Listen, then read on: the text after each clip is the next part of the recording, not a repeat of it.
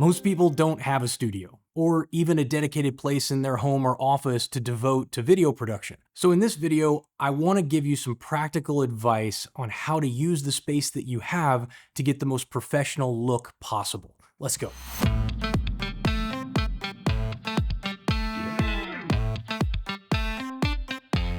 Okay, so the lighting in here isn't the best, I get it, but I chose this space specifically because for this training, I'm going to assume that you don't have a dedicated space to work in and that whatever you set up is gonna have to very quickly or easily be taken down and then put back up again when you record.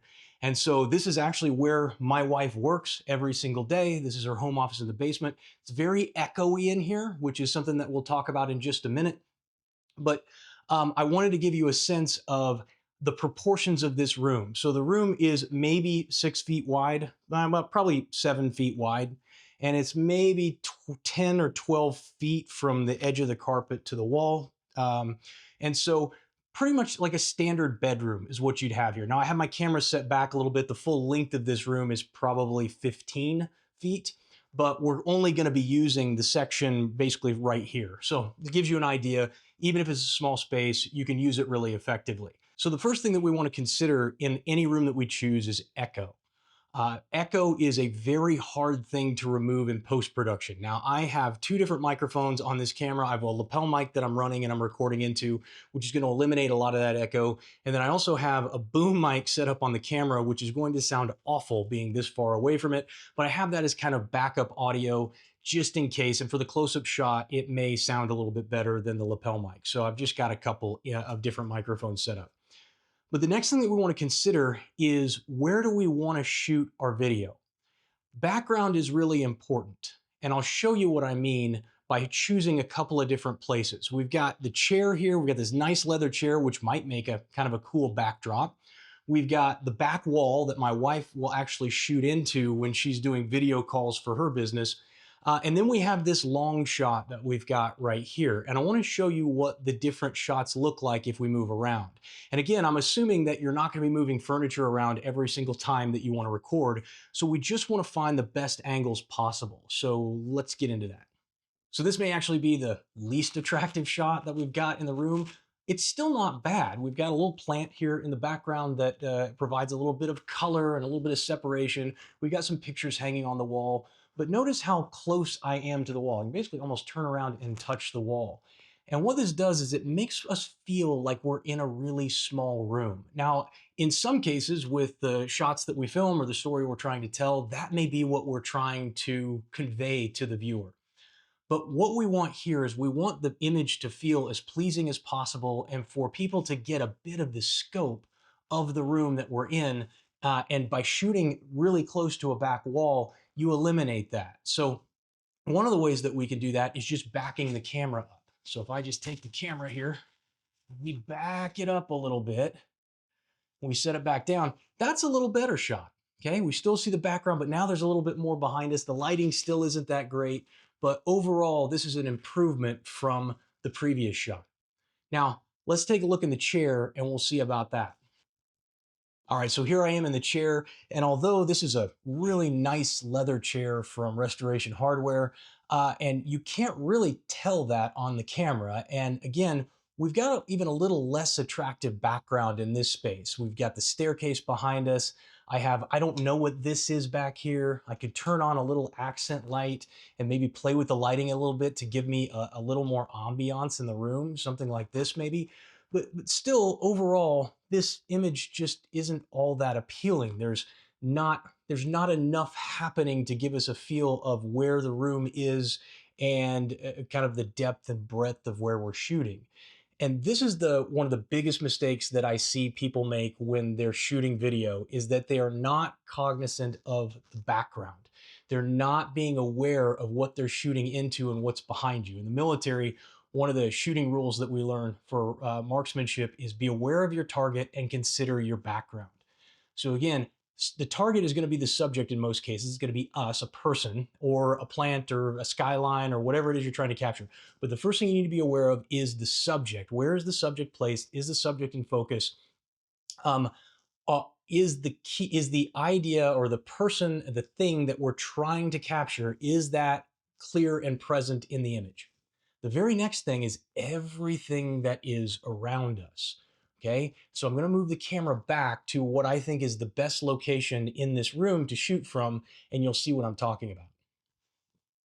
Okay, and so now in this space, this gives us a lot of depth behind us. Now we can kind of see the room.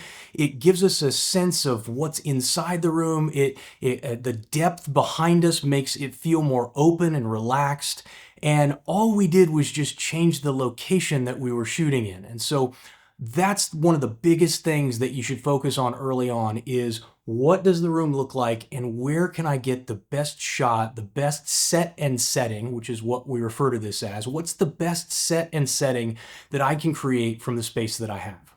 All right, so the second thing that we want to talk about is how to fill the space. So again, this is very echoey in here, and one of the things that we can do with this space if to make it a little, to dampen the noise, is to go and get a couple of moving blankets from Home Depot.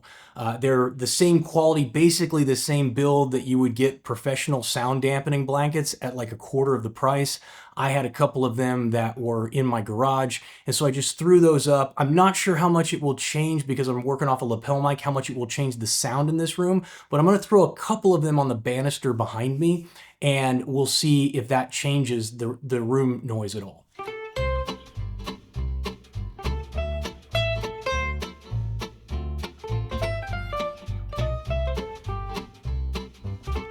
All right, and so now I have thrown a couple of blankets up just against the banister in the back, and I can hear a difference in this room now. It's knocked down that vibrance, that vibration, that echo in the space quite a bit. And as I said before, it's hard to get that stuff out in post. There are some new tools that we have available to us that work really well of eliminating clicking and background noise, and will take some of the echo out of the voice. But if you are in an open hall and things are just reverberating around you, it's going to be difficult to pull that out. So take the time, take a couple of minutes, couple of seconds, and do your best to kind of dampen the sound in the room if you happen to be in a more echoey room. Now, when it comes to filling the space, this is what's really important. I told you I had this really nice chart from Restoration Hardware. I wasn't trying to flex on you, okay? The point I was trying to make was you can't tell whether this is some cheap leather chair or pleather chair that I bought at a swap meet or whether it's a $3,000 chair from a really overly priced furniture store, right? The same is true for your audience. The stuff that you choose to fill in the background, people cannot tell whether you bought that at a nice furniture store or whether it's just junk that you bought from Hobby Lobby. By the way, Hobby Lobby is a really great place to go and get little knickknacks and trinkets to put in the background, stuff to just spice up the set and setting that you have. They run 50% discounts all the time on stuff there. Every studio I have ever had, I have gone to Home Depot to find everything from picture frames to little knickknacks to make the space look and feel a certain way. And so other places you can go, antique stores, garage sales, literally anything. Your audience will not be able to tell the difference, okay? Now this space is pretty well set up already, and so I don't really need to do much at all with turning on lights with putting things in the background. But if you have a space that's a little sparse, you can do something like that on the cheap for $100 and really get yourself some cool pieces to stick behind you.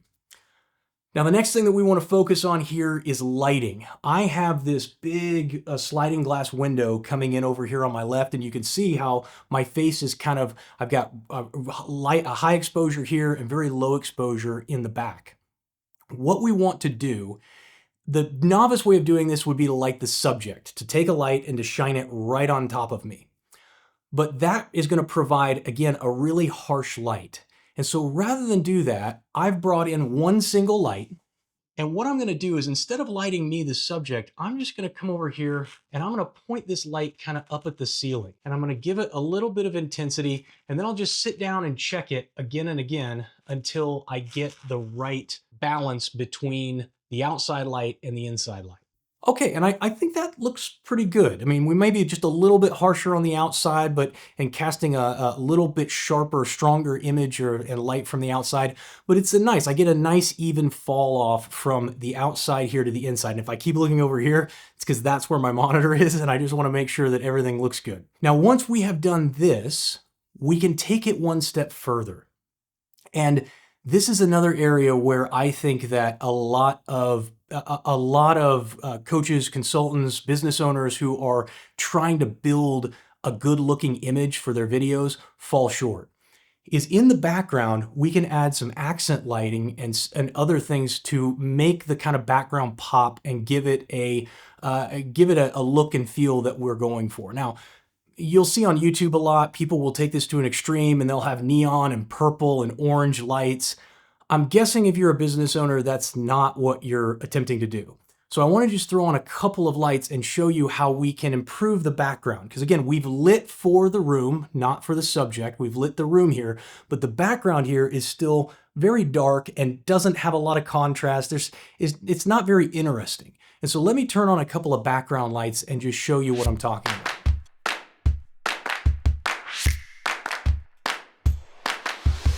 All right, so I turned on a simple desk lamp in the back, and then the floor lamp that I showed you earlier when I was sitting in the chair, I turned on that as well just to give a little bit of contrast. Now, the color of those lights is very warm, and the outside light and the light I'm using to light this room is daylight. And so this is going to provide a nice contrast. We're going to get a nice warm light in the background, but we are still going to be properly lit for the room, okay? There are some other things that I can do here. And the first thing is I can move the light that's behind me because it's just sitting kind of right off my shoulder. I can move it over a little bit and give myself a little bit of contrast. And then I can go and grab a lamp from upstairs and I can put it on the other side to just create a little bit more contrast and to flank myself with a couple of lights and see if we can't make that look kind of cool. So let me do that now.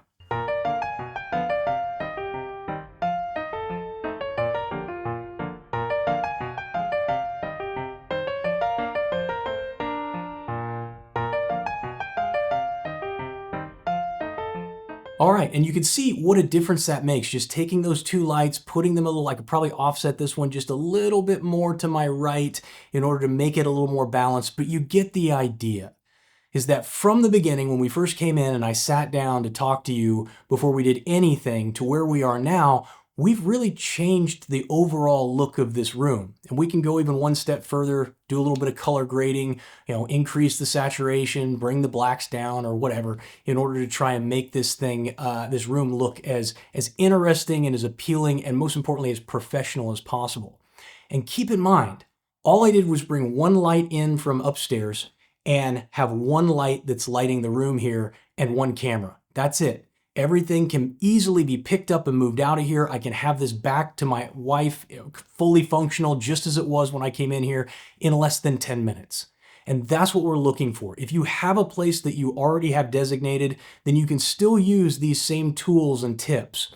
But the goal with this, create as much distance from the background, make sure that you're lighting for the room, not for your subject. Make sure that you're using your background and putting some stuff that's back there that gives the room some character. And then make sure that you're lighting the room and giving it some accents so that you don't have these harsh dark spots or places where the background looks really flat. And taking in some lighting is the easiest way to do that. So what I want you to do now is start thinking through what you want your space to look like. Number one is what space can you use? And number two, how can you use the tools in this video to help improve the quality and the professionalism of the room that you're shooting in?